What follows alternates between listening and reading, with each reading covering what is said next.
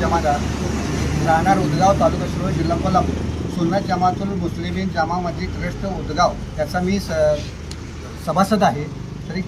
तरी सदर ट्रस्टीबाबत मुतवल्ली माजी मुतवल्ली यांनी एक इलेक्शन जाहीर केलं होतं की ते सभासदांची सहमती न घेता काही फक्त 300 सभासदांची यादी जाहीर करून बाकीचे 600 ते 700 लोकांचे सभासदांचे म्हणजे हक्कावर गदा आणलेले आहे. निवडणूक जाहीर झाले याबाबत त्या सभासदांना पत्रव्यवहार झालेला आहेत का? पत्रव्यवहार वगैरे काहीच झालेलं नाही. बरं, मग निवडणूक घेत असताना वक्फ बोर्डची परवानगी लागते किंवा त्यांना आपण माहिती कळावी लागते, तशा असे त्यांनी पत्रव्यवहार व्यवहार केलेले आहेत का? व्यवहार त्यांनी काही केलेलेच नाहीत. असं करायचं कोल्हापूरमध्ये जे ते वक्फ बोर्डचं ऑफिस आहे तिथं आम्ही तक्रार दिली. त्यांनी आम्हाला त्यांनी एक प्रश्न विचारला त्यांनी त्याबाबत कोणत्या आदेशाने त्यांनी ते निवडणूक कोणत्या कायद्या आणावे, कोणत्या आदेशाने घेतले याबाबत तात्काळ तुम्ही सादर करावा, तोपर्यंत निवडणूक ही स्थगित करावी. किती तारखेला निवडणूक त्यांनी जाहीर केली होती? जाहीर त्यांनी केली होती 9/4/2026 आणि 22/4/2026 रोजी त्यांनी मतदान जाहीर केले होते. या निवडणुकीबाबत तुमचं आता म्हणणं काय? तुम्ही हे गावकरी एकवटला आहे. 2 दिवसापूर्वी तुम्ही पोलीस ठाण्याची पायरी देखील चढला होता, आरोप प्रत्यारोप सुरू होते, हाय व्होल्टेज ड्रामा झाला. नेमकं तुमचं म्हणणं काय आहे?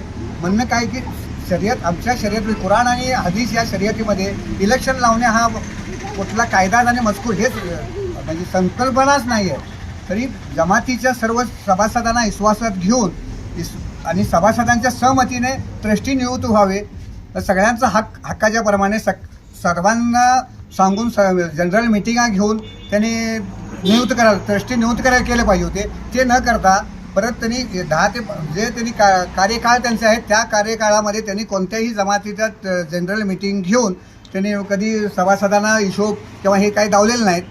त्या कारणानं काही सभासद पट्टी देखील भरलेले नाहीत, थकीत ठेवले. का तर तुम्ही हिशोब दावा, आम्ही तुम्हाला पट्टी भरतो. हे त्यांनी म्हणजे ते मनमानी कारभार करतात असे तुम्हाला म्हणायचं आहे का? मनमानी कारभारच त्यांचा आहे की जमातीवर त्यांचं वर्चस्व राहावं.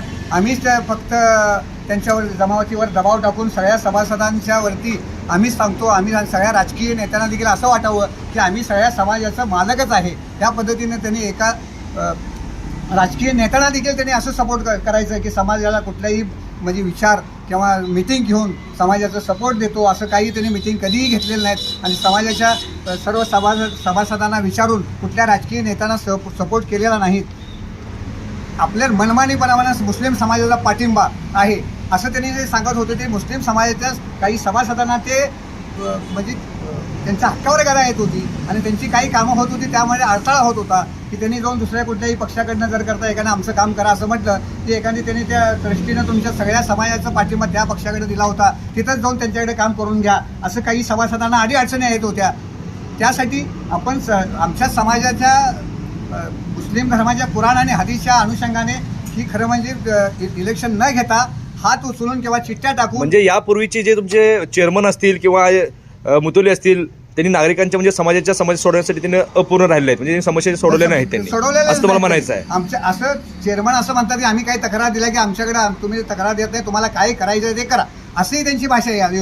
उदगाव गाव म्हटलं की एक जिल्हा परिषदचं मोठं गाव आहे. या गावाकडे पाहताना तालुक्यात एक मोठं राजकीयदृष्ट्या सामाजिकदृष्ट्या वेगळ्या पद्धतीने पाहिलं जातं. किती लोकसंख्या तुमची या गावामध्ये मुस्लिम समाजाची? मुस्लिम समाजाची निदान 1,500 ते 2,000 घरं तरी असतील.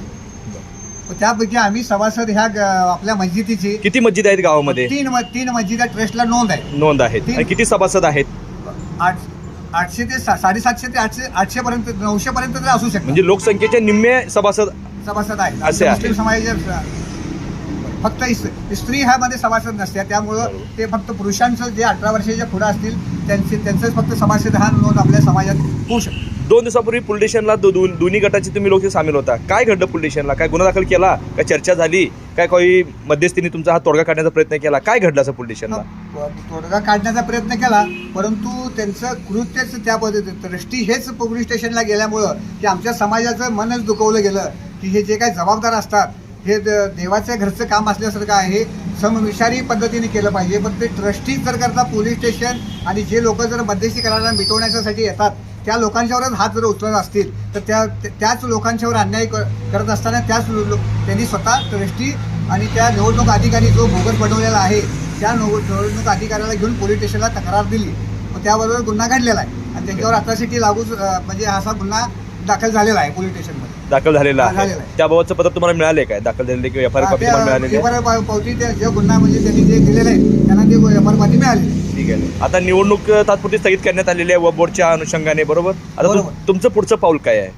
आमचं पुढलं पाऊल असं आहे की समाजाच्या सगळ्यांचा विचार घेऊन सगळ्यांची मिटिंग समाजाची जनरल मिटिंग घेऊन जमात जी ठरवतील सभासद ठरवतील त्या पद्धतीनं हे इलेक्शन व्हावं.